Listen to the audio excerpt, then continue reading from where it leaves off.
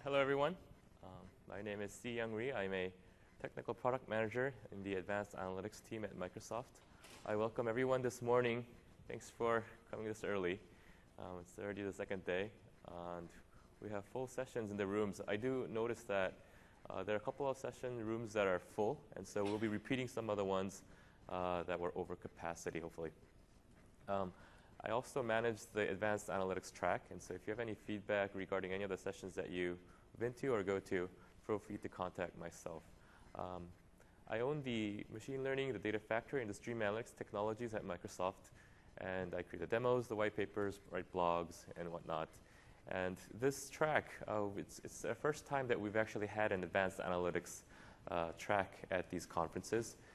We've recently launched the internal marketing teams for this topic area, and we're trying to promote this as a workload, a new workload within the database area in Microsoft. And so before it was things like data mining, predictive analytics. We did a little bit of that, a little bit of this. We're now grouping these together as a new workload within our product suites. There's a larger team on the engineering and development side that are investing in building our products for us. And there's only a handful of people in the world that can effectively present on machine learning. And there's even a smaller subset of that can talk about that on the Microsoft platform.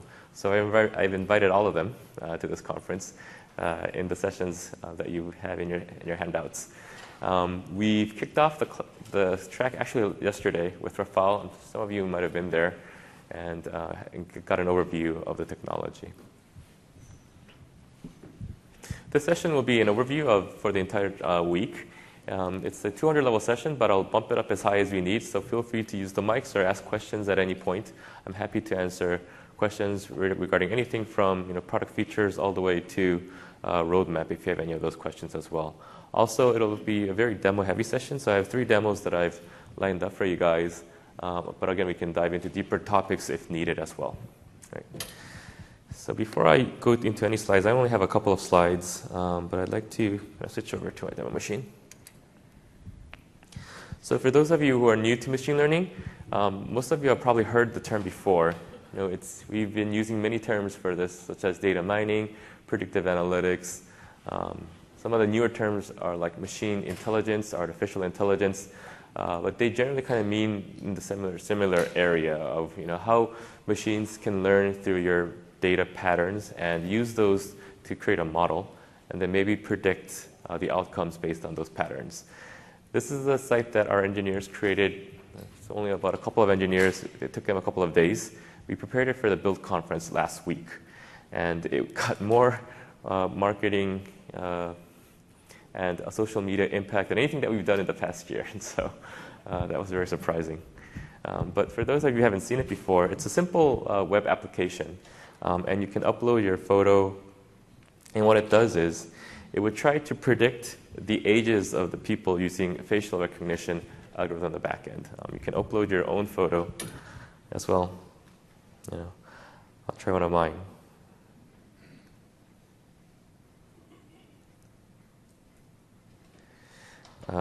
I'm rather happy with the result. I'm a bit older than 24, but again, and it figures out your gender as well. You can do things like groups of people. And again, you can use this to try to find out their ages as well. Right? And so human beings are pretty used to figuring out facial patterns, and so we're pretty good at doing this, but if it's at a larger scale, it's also a cumbersome task.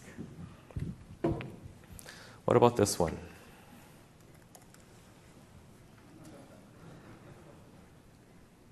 Can anyone guess the age of this alien? Apparently it's 33 years old and it's a female. Based on the patterns that we've fed it and made it learn, it will create a predictive model on the back end using some of the more advanced algorithms that we have for facial recognition. We talked about it last week at Build, about the new project called Oxford. It's a group of APIs that we have for facial, speech, sound, and some of the more unstructured data sets that it can use to learn about.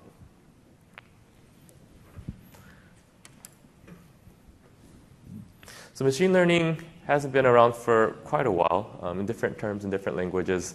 But it's been very popular recently due to a couple of factors. There's the ever-increasing size of data sets that makes it worthwhile. I remember about a decade ago when I did my first data mining project. It was trying to do some demand forecasting using some data that in a large company. And the accuracy was around 56%. We spent about $2 million on that project to get 56% in accuracy. And for those of you who are in statistics, 56% isn't a very huge feat, because 50%, you can just flip a coin and try to do the same thing, right? And so we spent about a year and a half just to get that small number of accuracy increase. And so, or people like to call it lift.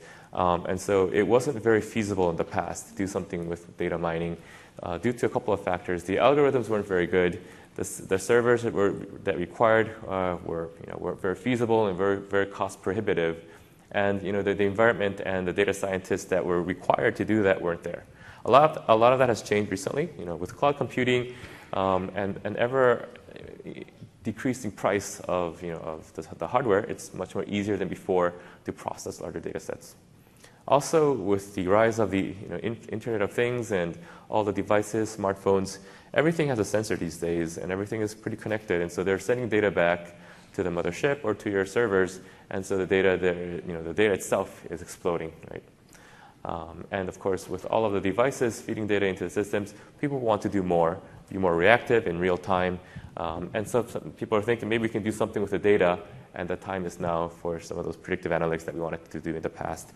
And so if you look at movies like Minority Report, which kind of is science fiction, but it also uses that concept of trying to predict which areas or neighborhoods crimes might happen in the near future, right?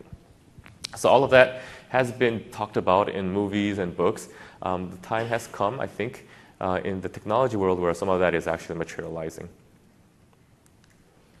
The number one question that I get from customers and partners and everyone is, so what's the difference of machine learning and advanced analytics with something like business intelligence, for example?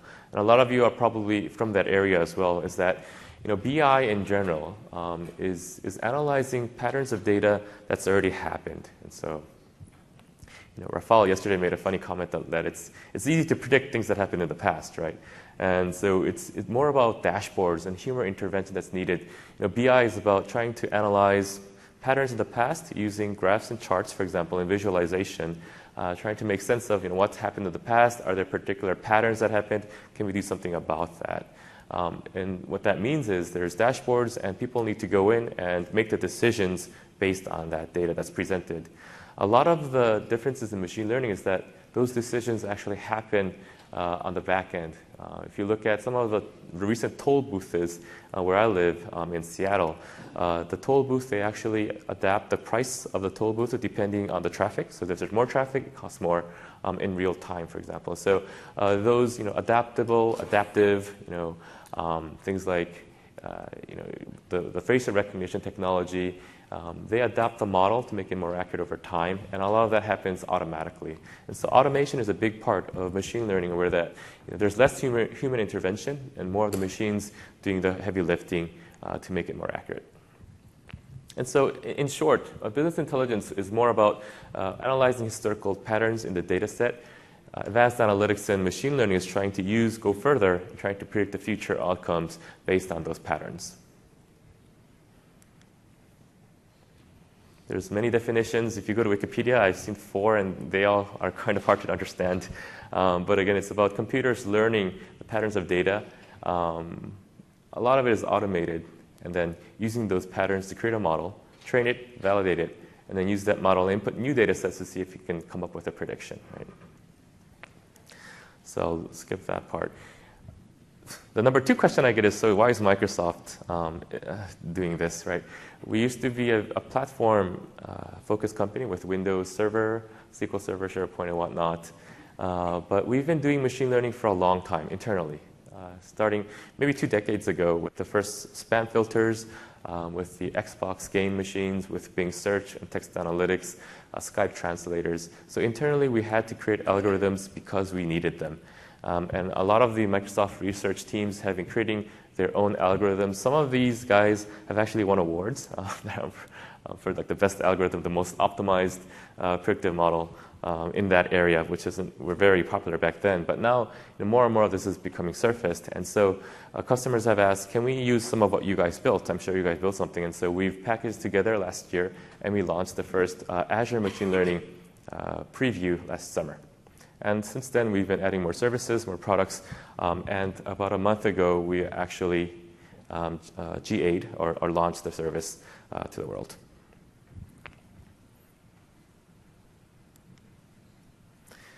A couple more slides, and I think we're done. And so why are we different?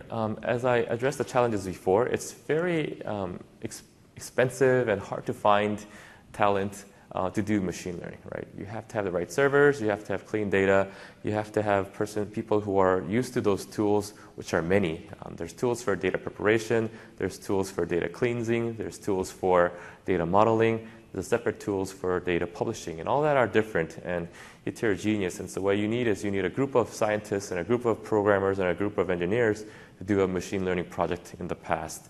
We tried to figure out most of these using cloud technology, and so all of the need for servers have gone down. We tried to create easier tools in Machine Learning Studio so that it's as simple as dragging and dropping to start your first predictive model. And we've made publishing it to a web server so that you can use it for production applications as simple as a click of a button. So we tried to take out the barriers of doing machine learning in multiple aspects. So in summary, the proposition for Microsoft is that we create the tools that are easy for anybody to use. And so I'll show you a demo very quickly on how easy it is to create those first models. We've included all of the algorithms that I've talked about. And these algorithms, by the way, power all of our major services in the cloud as well. So we use the algorithms internally, and you'll quickly find out that they're fairly accurate in most of the time. We also embrace the power users with R and Python. And so if there are users out there who are invested in those platforms, we also allow you to import those and run those as well. But the biggest kind of benefit that our platform offers is the deployment part.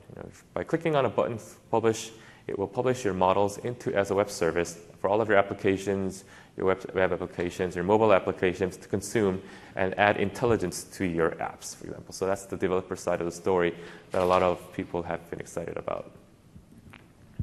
And then finally, for the things that we have, the gaps that we have in the product, we also have a marketplace and an API extensibility system that we're opening slowly but surely.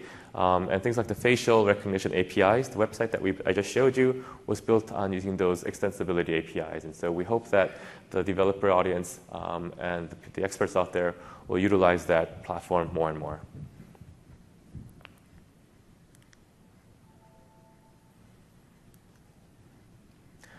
All right. So let's continue with today's main demo.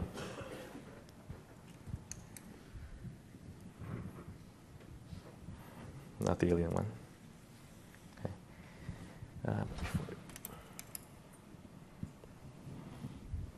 I think it's ready. So it's a very simple scenario. It's actually based on real data that we've done. The project was done maybe last year with a very large beverage company.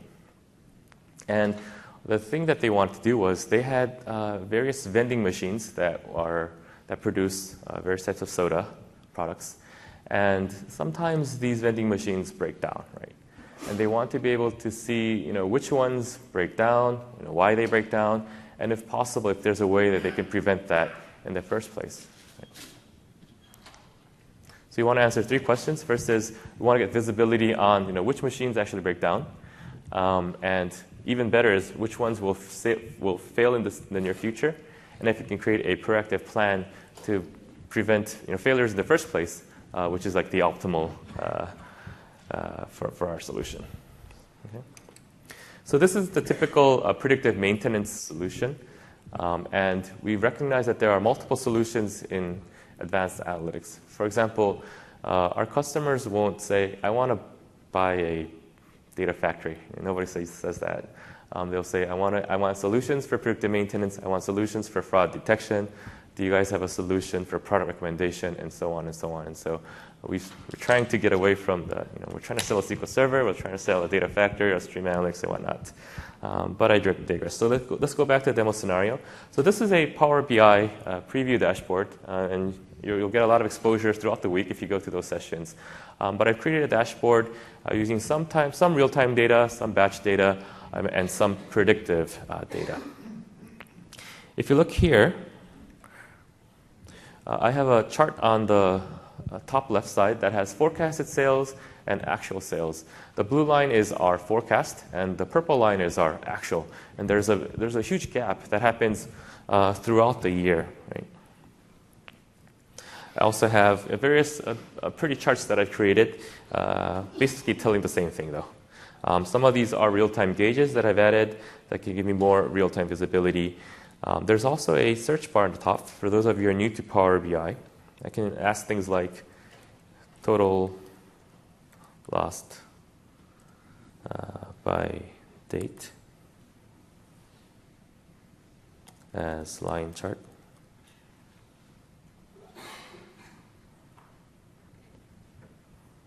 Maybe it's going to take a while, but you get the idea. So I can ask it in natural languages, queries to give me charts that I can later on tag in my dashboard as well. Or total sales, let's try something else. Total sales by date and beverage type. So for the BI folks out there, sometimes we're in the world of MDXs and DAX queries where we're trying to write these queries. For the business folks, this is much more familiar, and so we're trying to do more of that as well. Right? And I can simply tag this or pin it to my dashboard using this pin button here. I can go back, and you can see it's been added on the bottom.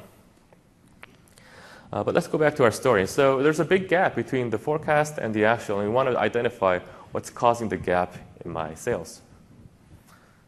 So I can click on one of these, and it'll drill down. And again, same story, but a bit more details. So there's a gap between, in the last 3 months, there's a gap between the actual and the forecast. And whenever there's a gap, if you look on the middle, there's a increase in the loss of sales, right? And we break these down by the different vending machines that we have. We've labeled all of our vending machines with numbers from 1 to 100 or something like that. And the ones on the scatter chart, if you look here, the ones on the top left are the ones that are incurring a lot of loss in sales for us. So these are the bad ones. I can click on 41, and it will quickly filter the entire dashboard just for the vending machine number 41. And you can see here that most of the time it's doing fine. The actual and forecast is actually aligned, but at sometime in June, the actual drops to 0. Right? If you click on 82, same story. Twice in the last 3 months, it's dropped. Once in April and once in June. So I have a feeling, I have a hunch that at those times, my vending machines are breaking down, and it's causing me some loss in sales. Right? Yeah, so up to here is the typical BI scenario. I can get a visibility on what's already happened, which machines have broken down and when. But we'd like to do a bit more than that. We'd like to use some of the streaming technologies to get real-time data into the system, and further on, do some predictive analytics on top of that. So this is the Azure portal for those of you who are new to Azure. I hope nobody is. And we're making improvements to it, and so I'll also show you the new version of it as well. But if you look on the left side, there's a whole bunch of services. About a third of that is dedicated to storage, and so you can use cloud databases, cloud larger databases. Sometimes there's things like Hadoop that are used for very large data sets. There's technologies that we use for analytics as well. And one of those is called Stream Analytics here. The reason I want to highlight this is we just launched this service about 3 weeks ago, and it's used for real-time data processing. So for those of you who are used to SQL Server, there's a similar technology called Stream Insights that we had on the on-prem version. This is kind of the cloud incarnation of that. Yeah. But in Stream Analytics, what we created is we created 2 notifications on temperature and vibration. And the reason we did that, if you go back to the dashboard, is that for every one of these vending machines, they actually have sensors built in. Right? For example, the usual suspect, number 41, that's in Lower Seattle, it breaks often. But every time it breaks, you can see here that out of the 5 sensors of temperature, vibration, power, and duty cycle, every time that it breaks just before, you can see that temperature rises and drops, as well as the power. And so there must be some pattern that we can find for each of the vending machines that break. And maybe with these patterns, we can predict which ones will fail in the near future as well. So given that hypothesis, that the sensors, with these 5 sensors, we may be able to create a model to predict the failures. Right? So that's why in Stream Analytics, I created 2 levers. One is for temperature here, and one is for vibration. And in each of these notifications, it's as simple as defining the input. So all my data will be coming from the devices, in this case, the vending machines. They will be input into an event hub. I will run a very simple query. The query is, if the temperature goes above 10 degrees, or if the difference is more than 10 degrees, fire off a notification. And then we'll send the output into a blob storage, which will later be picked up and processed, analyzed in Data Factory, and sent to machine learning and Power BI. Any questions? That was pretty quick. Okay. I did the same thing for vibration as well. Defined the input, wrote a simple query, and then defined the output for it to be processed later on. The Stream Analytics is a real-time engine, so it will process tens of thousands or millions of data points per second. And so you can think of toll booths, you can think of traffic monitors, you can think of real-time streaming data like in the stock market, for example. If I explain machine learning to my friends, the number one thing they say is, can you predict the stock market? Maybe one day we could. Once the data is in a blob storage, we have a new service called Data Factory. I tried to call it the ETL in the cloud, but my engineers tried to stop me from saying that because they think it's more than that, and it probably is. So Data Factory, and it's only in preview today, and you can go to the new Azure portal that I'm showing you right now, and it will be able to be the central data hub for all of your data tasks. And so you define data points, you define data sources, you can track data lineage, and actually trigger off roles and tasks as well. And so right now it's pretty early, but as this platform and the service becomes more mature, you'll see more of that coming in as well. So this is a new portal. It has a nice tile-based UI, but on the right you can see my Data Factory here. So as I showed you before in the Stream Analytics piece, I had the temperature and the vibration. Here in Data Factory, you can define those data sources, and it also gives you a diagram view, similar to SSIS as we had in the past. And so for vibration and temperature, I will define what the average is, what the count is, and I'll use this later on for my real-time dashboard in Power BI. But again, the Data Factory will become, the vision of it will become is the hub for all of the data movement, the data lineage, tracking, monitoring, and you'll have that single pane of view into all of your data-related tasks from the Data Factory. Okay.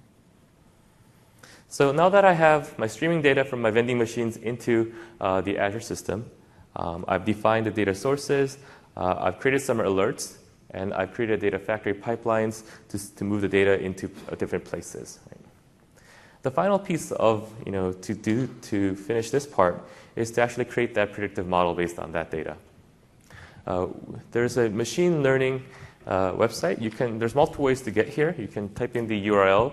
You can get here from the Azure portal as well. There's a machine learning icon. I know we have way too many icons, but the one with the beaker is the machine learning one.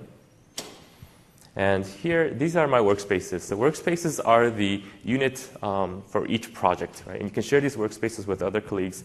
You can even share it externally as well. And so for each workspace, you can monitor the resources, but on the bottom, you can open in a studio. And the studio is the central authoring experience that you use to create your models. And so this is the place where your data scientists, your business users go to create those. When we launched this service a couple of weeks ago, or maybe it's already a couple of months ago, we created a nice landing page. And so for those of you who are new to machine learning, you can actually go here to learn more about it. We have lots of documentation, but we also have videos and tutorials that can learn about how to get started, create your account, how to upload data, save data, process data, do predictive modeling, and finally publish it as a web service so that you can consume it from different applications. And one fun thing that we also announced with the release was there's a gallery site. And this has been very controversial. The reason is that anybody can upload their models, whether it's good or bad, to this gallery. And you can see all of the latest facial APIs, speech APIs, vision APIs here, but they're also mixed with our random things that people think of this as the Pinterest of machine learning. And so there's things like wine quality classifications. Some of our partners are using this as their promotion platform. And so while this looks like a tutorial, it actually links to their website you can go to and learn more. But again, it's free for anybody to upload their models and their experiments for anybody in the world to see. And I encourage you to do that since machine learning is open to anybody. There's free trials, there's paid trials. You can go up and sign up. You can create the models. Now, for those of you who are new to machine learning, you can actually go to one of these models and open it in Studio. And so it will create a copy and open it in your workspace. So you don't have to start from scratch. You can start on the shoulders of others as well. Right? There's no copyright. There's no authentication. It's a very open platform that we're experimenting with to increase the virality of promoting this platform as well. But again, the gallery is something new, and you can play with it and get support with it. There's a support window on the top, so if you want to talk with our engineers, you can do that as well. But let's get back to our demo. So going back, so we created, we defined the data sources. We created a stream pipeline to put the data in real time in event hubs. We created a data factory to define the data sources, and now we'll use machine learning to create that predictive model. Simply click on the new button in the bottom, so since we'll be creating one from scratch. And you can click on a blank experiment. You can also upload your data set from here. We do have a limit currently of 10 gigabytes. And so if you're going to do this with a lot of data sets, I recommend you use the reader module that you can also import or connect to data sets that you don't have to upload. So I'll show you that in a minute as well. But I'll create an experiment. And also, the sample experiments are pre-populated. So if you want to do a tutorial or learn more about it, feel free to click those as well. So we'll start from scratch today. So this is the authoring experiment. On the left side, there's a whole bunch of modules that you can drag and drop and create your workflow. On the right hand, there's a property window that you can define or fine-tune your tasks as well. So I've already uploaded a data set, and you can find those here, called training data. And simply just drag and drop your data here. If you're going to connect from data sets that are outside here, there's also a reader module. And so what the reader module does is you can define a blob storage, a Hive query from a Hadoop cluster. You can connect data from an HTTP or OData, for example, as well. Right? But I already have uploaded a data set. Right? And immediately I can actually visualize this and look into what the data set looks like. So it has all the columns. It has a status. The status is, did the vending machine fail or not? And it has my 5 sensors, my voltage, my power, duty cycle, vibration, and temperature. Right? So what I'm trying to do is trying to see if these 5 sensors affected the status. So I don't need all of the columns. And so what I usually do is I project the columns. And you can use the search bar. And it's a funny name, I agree, but we should have maybe call it the column selector, but it's what it is right now. And what this does is it allows you to select the columns that you need, so you don't have to use the entire data set. So what I want is I want the status, which is did the vending machines break. I want voltage, power draw, duty cycle, vibration, and temperature. So that helps me make it clean and ultimately more accurate since you have the features or the columns that you just want. Right? So now that I've selected the columns, I want to create a split.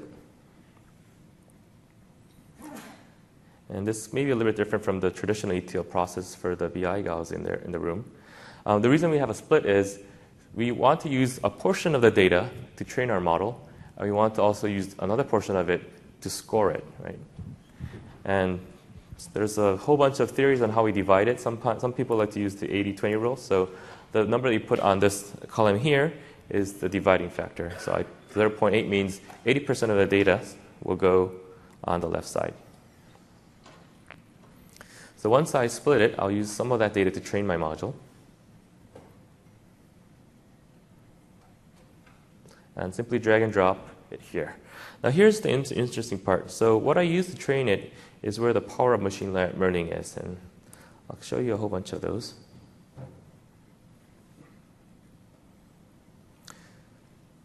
So in the initiate module here, you can see we have 4 classes of algorithms: anomaly detection, classification, clustering, and regression. Some of you might be new, so let me kind of define. Classification and regression are generally defined as supervised learning. And what that means is we know we can define how we divide the data. Some examples might be, I want to divide my data by color, red, yellow, green, blue.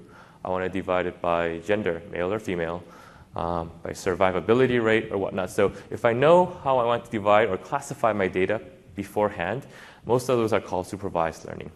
The difference between classification and regression is that if I can divide it by a finite set or a discrete set of rules, those would be classification. So things like age or gender or color would be those reasons. If I have an infinite number of classifications, those would be a regression problem. So things like numbers, like weight, which would have a continuous or an infinite number of classifications, those would be regression problems. A lot of the machine learning or data mining has happened around the supervised learning area. The anomaly detection and clustering, let me draw the lines. These are called unsupervised learning.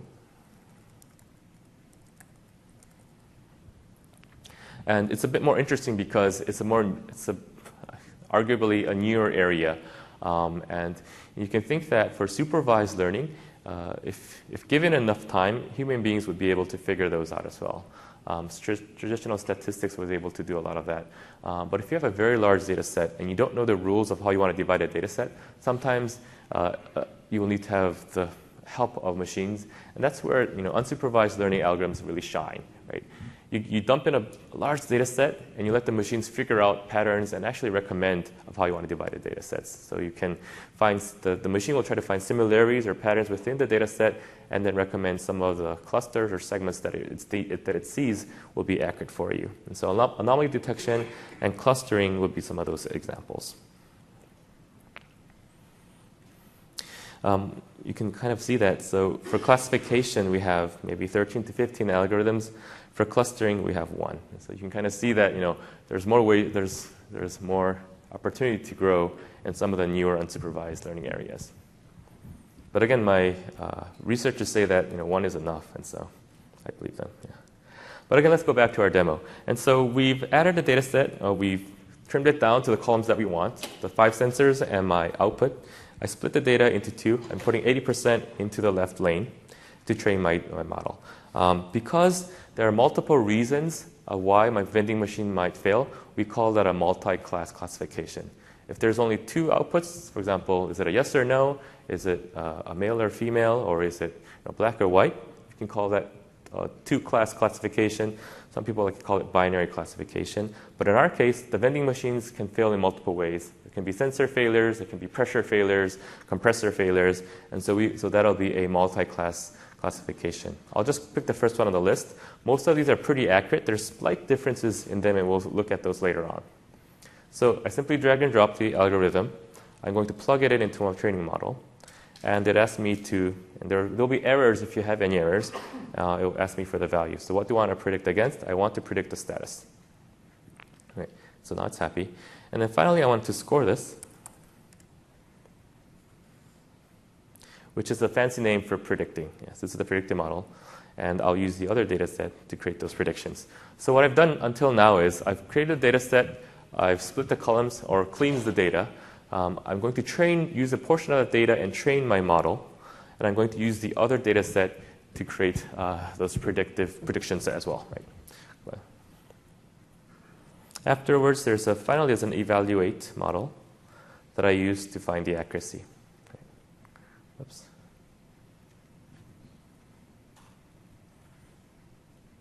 So this is a typical workflow, and let's run.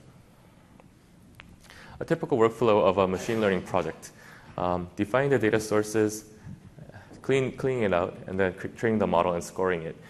80% of most of the projects, or maybe 70%, happens on the first 2 lines, trying to clean your data, because most of your data sets will not be that clean.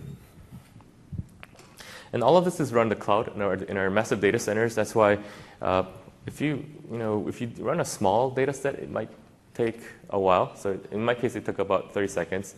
Even if you run a large data set, it will still be pretty quick. And so we've done a lot of benchmarks. And for smaller data sets, it wasn't very fast. It wasn't very different. But for large data sets, it made a huge difference. All right, so let's look at our model.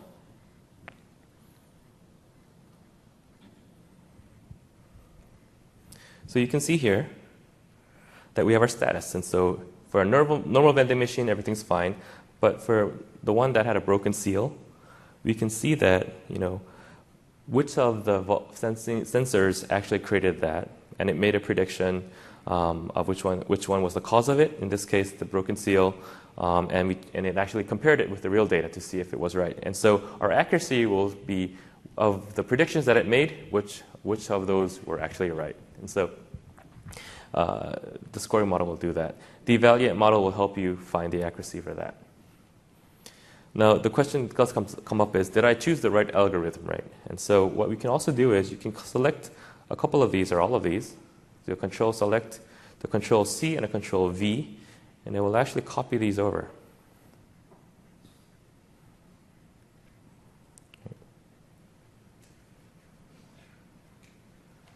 Let me try to see it. And what I'm going to do is I'm going to take out the first one, and I'll add a different algorithm. Instead of using the decision tree, I'll use a decision jungle, or decision forest, or decision jungle. It's also a multi-class one, so it does a similar function. The major differences between a forest and a jungle, and I learned this from our research folks, was that the jungle is optimized for lower memory devices, and so it could be slower potentially. And so we'll see what happens after we compare these two. Oops. And so I'll take out the output from this side and hook it up.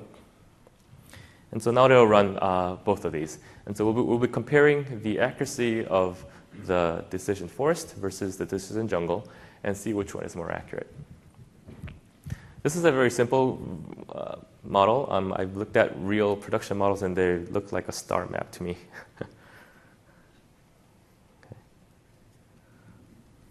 Also, you'll notice that the one on the left will finish quicker because the results are cached for the ones that I've already run.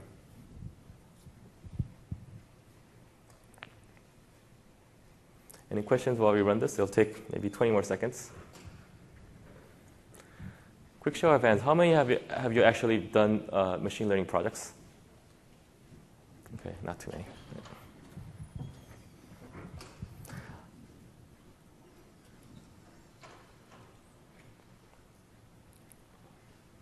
How many of you are planning to do a machine learning project? Okay. Question in the middle. Can you tailor the models in it that the decision followers can jungle in any way that make it behave in a different way? Yeah. That's like black and white. Right. So the question was, can I tailor the algorithms? You can in some ways. So if I click on one of these models on the right-hand side, you can tweak it somewhat. You can select the resampling method.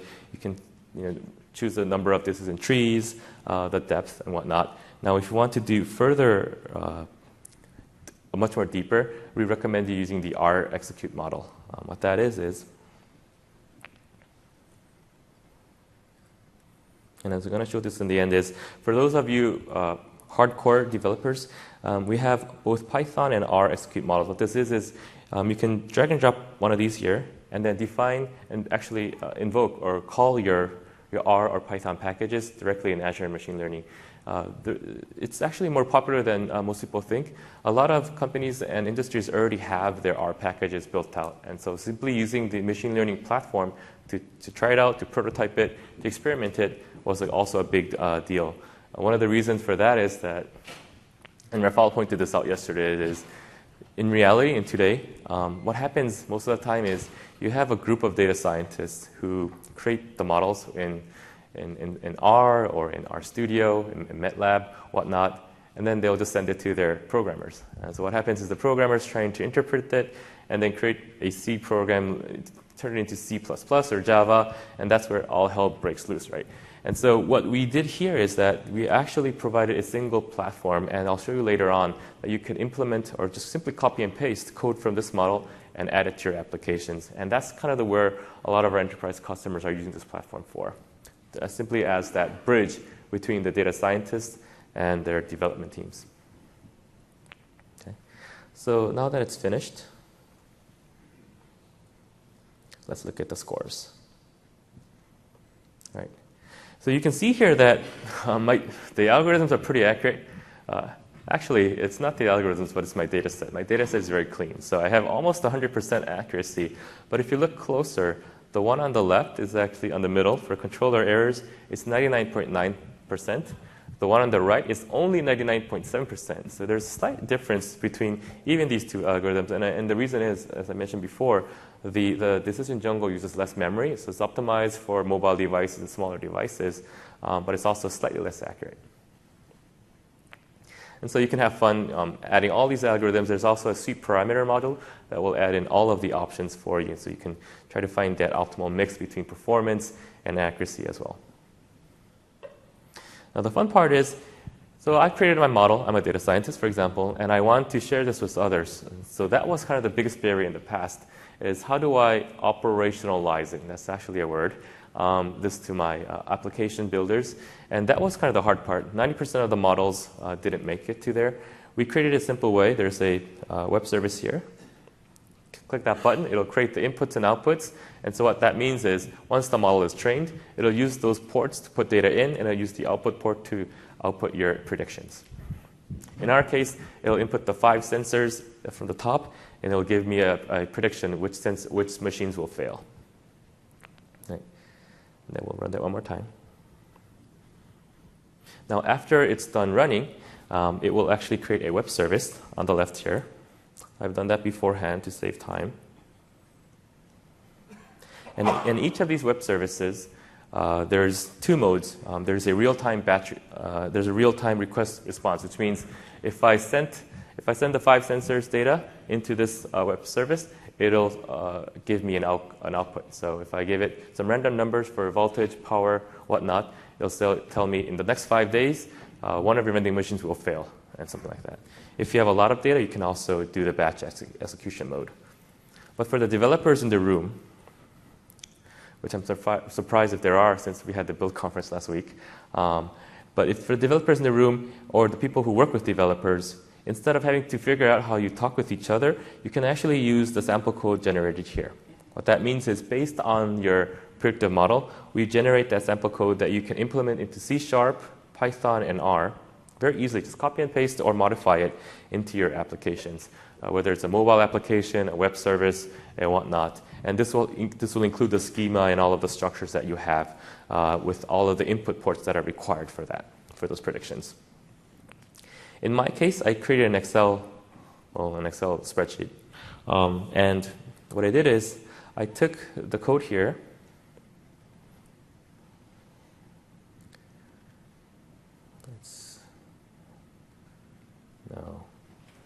So I took the API key here, and I added it to my Excel spreadsheet. So using the API key, I can access that API and get my predictions. I'll create some random variables for the 5 sensors, and this will allow me to create a predictive dashboard, if you may, in Excel. It's a very simple app.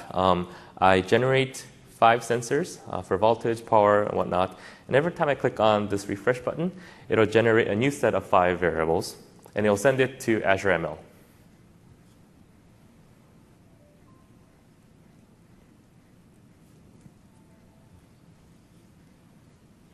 So it sends it to Azure ML. Azure ML brings back the results. And in our case, with these 5 variables, it will have a controller error in the vending machine in the next 5 days. And it even tells me that controller errors typically require controller replacement units. And so for our repair folks, they want to have this in stock. Right? So what that allows me to do is it allows me to create a predictive maintenance dashboard in Power BI. Okay. So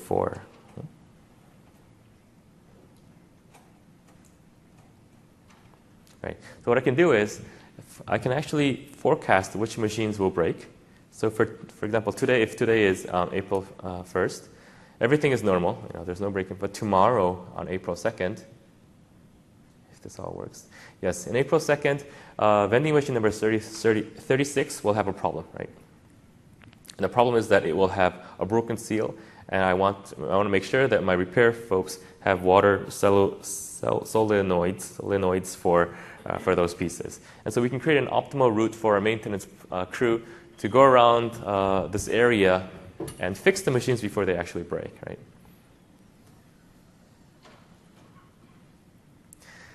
This is my marketing dashboard that I created. And so with just BI, you can have visibility on which machines will fail, and you can get the blue line of revenue. With IoT and Stream Analytics, you can see in real time which machines failed, right? Because it can take real-time data from the sensors. And with predictive analytics, you can fix the machines before they even break. And so, of course, you'll have better revenue from there. The moral of the story, I think, is that machine learning solves a lot of the problems, and it will help. With predictive maintenance is one solution. There's things like fraud detection, anomaly detection in various industries with product recommendation, and it will help you be able to get more insight from your data. Let's take a quick look at the architecture. The one that I showed you in the demo is I started with the data source. It's very similar to a BI solution up until some point. On the left-hand side, you'll see that we define the data sources, the data storages. It can be from desktop files. It can be OData feeds from the web. It can be sensor data from your IoT devices. And we use the data factory and Stream Analytics on the bottom to do the data preparation. Once you have the data set in Azure or in a blob storage or in Hadoop, for example, we do the analytics on top of that. And that's where the Machine Learning Studio, which I showed you before, processes the data sources, create the model, the workflow, and then puts it into the production site as a web service. And those are REST APIs. Question here?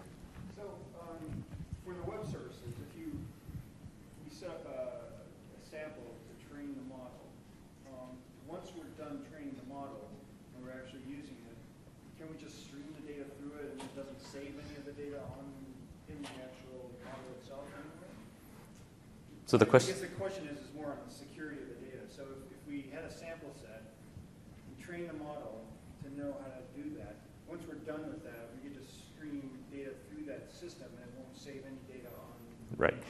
Yeah, so the question is, does it save data when we stream data to the sources for predictive modeling? It doesn't save the data. It does save it temporarily in the cache for the modules that I've already processed, but that's only for temporary. Most of the times, you will use data that's in a blob storage or in an Azure database. Those will be, the security will follow those storages. Now, if you uploaded your data to the Azure ML Studio, that will live in the Azure ML storage. Okay. And in terms of authentication, right now we don't have a very complex set of features yet. But as the new portal in Azure, the new Azure portal will support the RBAC authentications, those features will trickle down to all of the services afterwards. Yeah. Quick question. So when I think of machine learning, I think of how can this get smarter over time, right? Heuristics. So how, as new data sets continue to come in, can that model be relearning and getting better at prediction over time? Right. Can you talk about that? Yeah. So the question was, how does the model evolve over time, learning again and again? And we don't support that today. Today, you have to manually have a batch process to add new data sets, retrain it. We're looking to have an automated process that makes it learn over time in the future. But that's also a very scary topic too, right? Yes. So once we publish it to an API, it can be consumed by any website or mobile application. And in my case, I use my Excel application to do that. Right? And I created a dashboard using those data sources as well. A couple of scenarios. Okay. And so we have a couple of companies who do that. Like, for example, ThyssenKrupp is an elevator company, and they do predictive maintenance. The elevators are pretty smart, and so they actually send back information to the main servers, and they send back things like how fast elevators went, if there were any if anything broke, and I'm not sure if I can share this, but they were saying that they can predict which of the tenants in the buildings will leave in the next 3 months, just by the patterns of the elevators. And so, yes, I think that's kind of fascinating. And so beyond just maintenance, with patterns of data, it opens up a lot of opportunities for many customers, just simply by looking at those patterns, right? Pier 1 Imports is another example. They would be able to analyze what happens on the East Coast, and 3 hours later, they would adapt their merchandising on the West Coast, for example. Smart buildings like Carnegie Mellon, they would be able to forecast the weather for the next week, adapt the temperature, the humidity, the electricity, and save 20% of their electricity cost. The funny thing was that the algorithm that this partner used to create that found out that this same model can be used for other cities. And so there are a couple of cities around the world that are now using the same model to more efficiently run their cities as well. So we looked at one of the scenarios, which is predictive maintenance on the lower right. Per industry, there are many other things like product recommendations used everywhere, including retail. Or if you go to Amazon.com, you click on one of the products, it will recommend other things. Things like fraud detection. If you have credit cards, those of you who are from outside the U.S., when you first use your credit card abroad, sometimes it gets blocked. I think a couple of years ago, I would get a phone call from a real agent saying that, have you authorized it? Nowadays, it's just a machine calling you. You press one and you can authorize it. And so a lot of the fraud detection is very advanced for that. Demand forecasting, obviously, to manage the optimal inventory levels and whatnot. And so these are just some of the examples. You'll notice that we tried to do a lot of that in BI. In BI, we tried to create those demand forecasting models, which took me 18 months and got me 56 accuracy. Nowadays, the algorithms have become much more advanced, so we're looking at an average of 70 to 80% of accuracy of those as well. I wanted to show you another demo before I kind of wrap up. Remember I talked to you about the gallery. Where's my gallery? Here it is. And so we have various partners and individuals publishing their stuff here. And things, they vary from wine quality classification. This was one of my colleagues. She's a aficionado of wines, and I don't know why she said published by Microsoft employee, but again, she created a wine classifier. And if you open it in Studio, I won't do it today because it's very complex. It's a very complex model, but she's saying that it predicts the wine pretty accurately somehow. But I want to look at this one. So this is also a partner called Data Science Dojo, and they're using this as their promotional platform, obviously. But it gives you a glimpse of the tutorials of how to create a model to predict the survivability rate for a Titanic. So if you guys were on the Titanic, would you have survived? And it's a whole, I recommend you going this and trying it out. And they created the algorithms, the results, and they even created a small website. So this is the Titanic Survival Predictor. And this was 1910. And let's say you were on the first class, and you were a male, and you were 28 years old. Let's bump it to 35. You didn't have any siblings, any parents, and you paid $14, and you embarked from the Cherbourg, and you click on Submit. And based on, and this is, by the way, this is public data set. There's public data set for everyone that was on the Titanic. So we used the public data set to create the model. And the prediction is, I will not, regardless if I'm on the first class, I will not have survived, right? Now, I'll switch one factor. I'll say female. So that bumps it up by 25%, right? Now, if I had a couple of siblings, and this is sending these sending these data to Azure ML, AVing me back. So if I had siblings, surprisingly only 22%. How do I survive? Maybe I should be younger and more. And pay more. Okay. There you go. So if I'm a younger female, if I have more siblings, I would have survived. So this is just one example of a web service that uses machine learning. It calls it on the back end, and if you open this, if you open the project in your studio, you can see how they've actually created that. It's a very simple model, by the way. 96%. Yeah. Right. So machine learning, it's very new. It's a very blue ocean for a lot of people. I'm sure there's at least half of the people in this room who come from the BI background, and as myself as well. I was working on BI for about 8 years at Microsoft until last year, and then I got called to the mothership to work on advanced analytics. And we're seeing a lot of similarities, but we're also seeing a lot of opportunity in new areas, such as we're working on things like facial recognition. The new algorithms that we've launched before are created by Microsoft Research. And we're using these technologies internally to help with the new Skype translators, to help with automatic translations, to do facial recognition and motion detection for the Xbox Kinect. Oh, I should have said that.